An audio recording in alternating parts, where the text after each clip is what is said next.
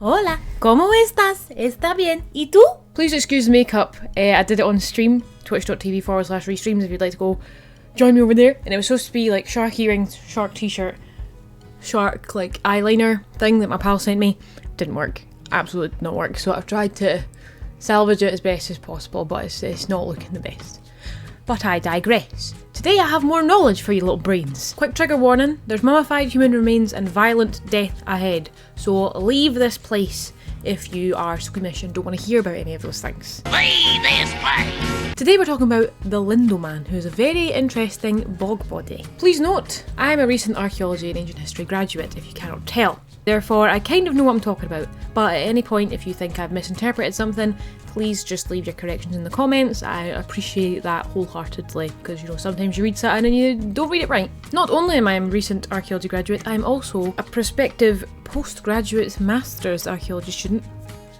Hell yeah, I got accepted and I'm very, very chuffed about that. Thanking you very kindly.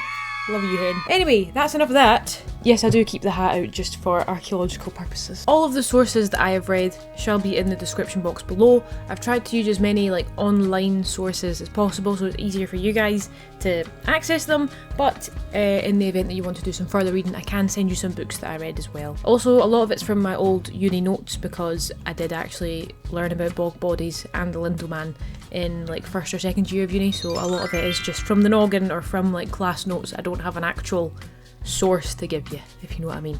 But if you would like extra sources, just comment away and I shall happily supply. And if you have any questions, of course, feel free to raise your hand in the comments below and I shall answer you as soon as I can. To fully understand the Lindow Man himself, we must first understand what is a bog body. I could do a whole separate video on bog bodies in general, the conditions that make them the way that they are and all that kind of thing, but the too long didn't read goes something like this. A bog body is a human cadaver that has been essentially mummified within the conditions of a muddy bog. It's that simple. They're quite common and they're fairly well preserved considering how old they are. They're also accidentally preserved, by the way.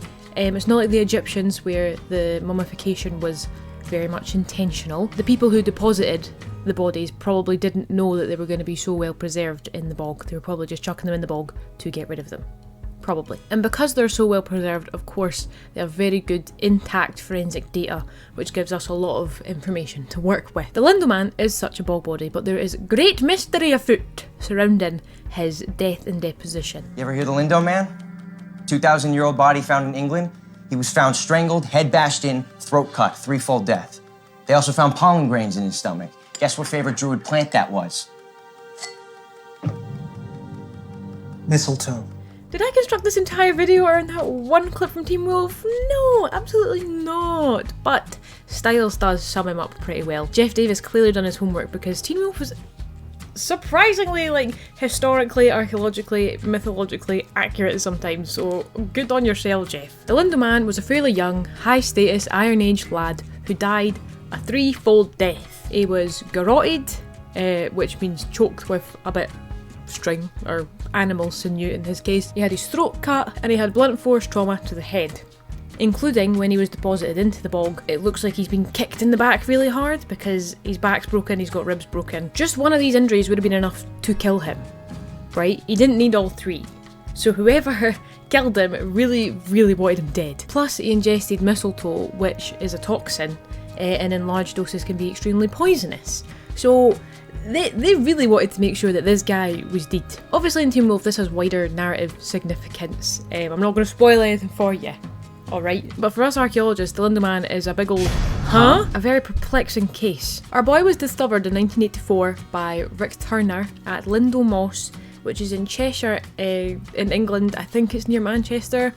I don't know, I'm Scottish, alright? I don't know English geography, I know like the vague bits. He was about 25, 5'6", so same height as me, fairly well built and in good health when he died, other than minor stomach parasites that would have gone unnoticed in his life. And his last meal was a burnt piece of unleavened bread, also known as a griddle cake, and he was preserved for around 2,000 years before he was actually rediscovered. Considering his high status, he was deposited completely naked other than a fur armband round his arm, and animal sinew remains of the garrote, which some people are like, no, it's the necklace, but it's like, well, he choked to death on it no matter what, so it was more of a garrote. He has very well manicured fingernails and a very well trimmed beard, which also suggests his high status because there's no signs of hard labour on his hands, and cosmetic shears were really hard to come by in Iron Age Britain, so which again suggests wealth. It wasn't just a normal burial either, because he was, like I said, naked, and he wasn't buried with the usual high status items that you would associate with a high status burial. There was no pizzazziness, it was just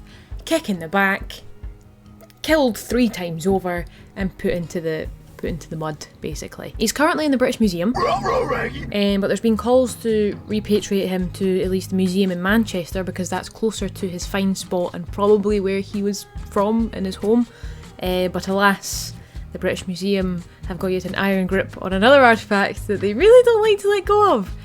But he does occasionally make a trip to the Manchester Museum and back, but they do not want to give him up for good. There's also been talk of protecting and commemorating the entire bog, because clearly it was a site of some sort of ritual or religious significance, or there was some sort of significance to the site, basically, because our Lindow Man was not the only bog body to be found in said bog. There was quite a few of them, I think there's 4 or 5. Maybe the spot where a serial killer just really fancied depositing his victims, who knows? Radiocarbon dating suggests that he died somewhere between 2 BC and AD 119, which also roughly coincides with the arrival of the Romans. An analysis of the mistletoe pollens within his digestive tract have shown that he died sometime within those years in the months of March or April. Shortly after their arrival as well, the Romans outlawed human sacrifice, so it's possible that the native Celtics, if you want to call them, Iron Age British people, probably did it quite often. They probably sacrificed quite often, and then it took the Romans to actually outlaw it, for it to stop in the Lindow Man,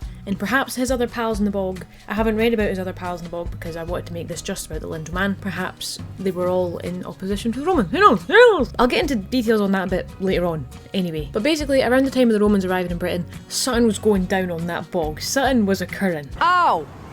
What's occurring? We don't know exactly what was occurring in the bog, but the conditions in said bog have basically turned him into a massive human skin leather jumper.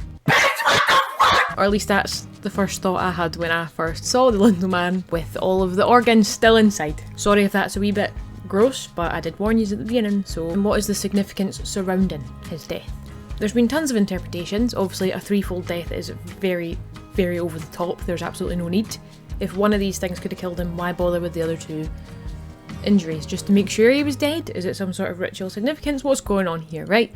The big obvious one is religious sacrifice. Perhaps the site had held some sort of religious significance prior to the Roman occupation. As I've already said, the Romans outlawed human sacrifice, so maybe he was a willing or perhaps an unwilling sacrifice to protect the native communities from the Roman invaders, to guarantee their safety or a victory in a battle or something like that. That's usually the route that these kind of things take, or at least that's what archaeologists think these routes usually take. But this raises further questions as to which god or gods he was sacrificed to, why this method of sacrifice, why did it have to be a human sacrifice, was there a reason behind it being such a high status, young, pretty, well-off, well-built guy, what actually was the sacrifice for, and why was it so bloody violent? Why did he have to be killed 3 times over and have his back broken and eat mistletoe, which probably made him feel a bit sick?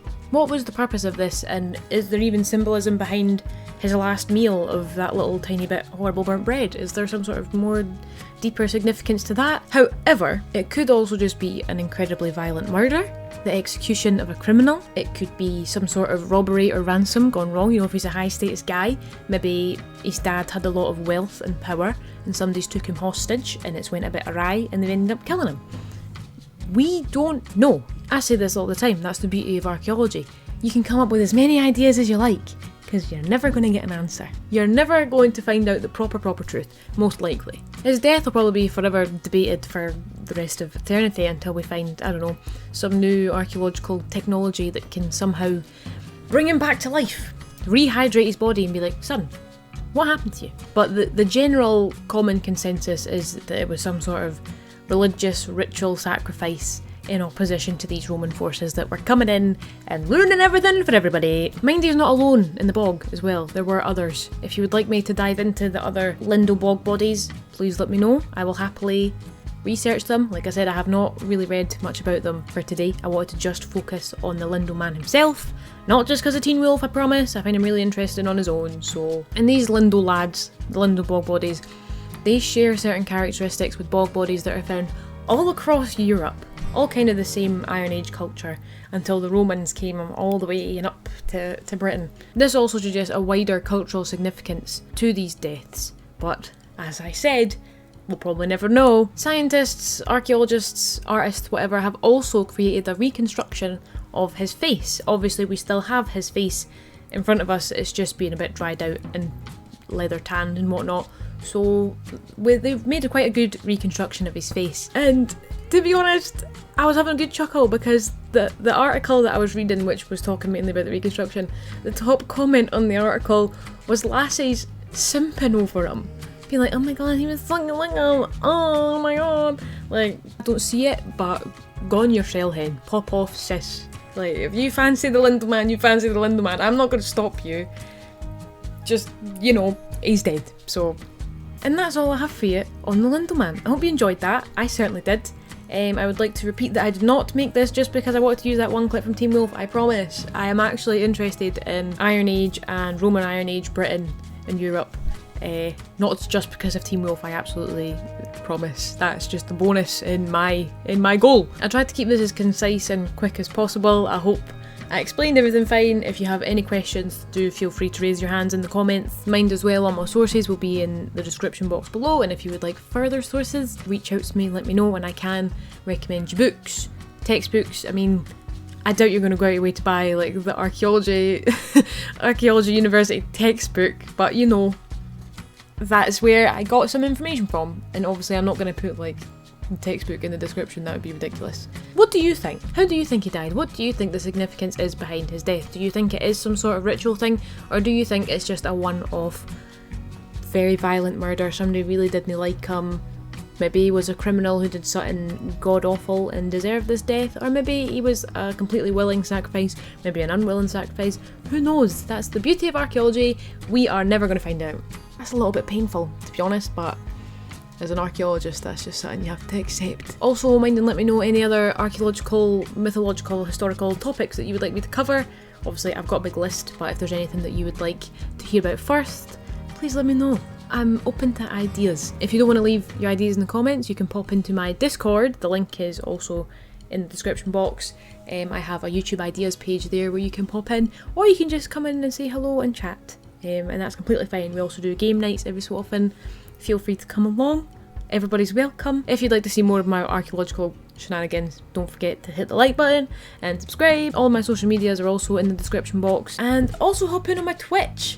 I have been streaming so much more recently. We do makeup, we play games, we do Duolingo exercises because I really need to keep going with my Duolingo. I almost fell off the wagon very, very badly. But back on it now because Twitch helps me do it.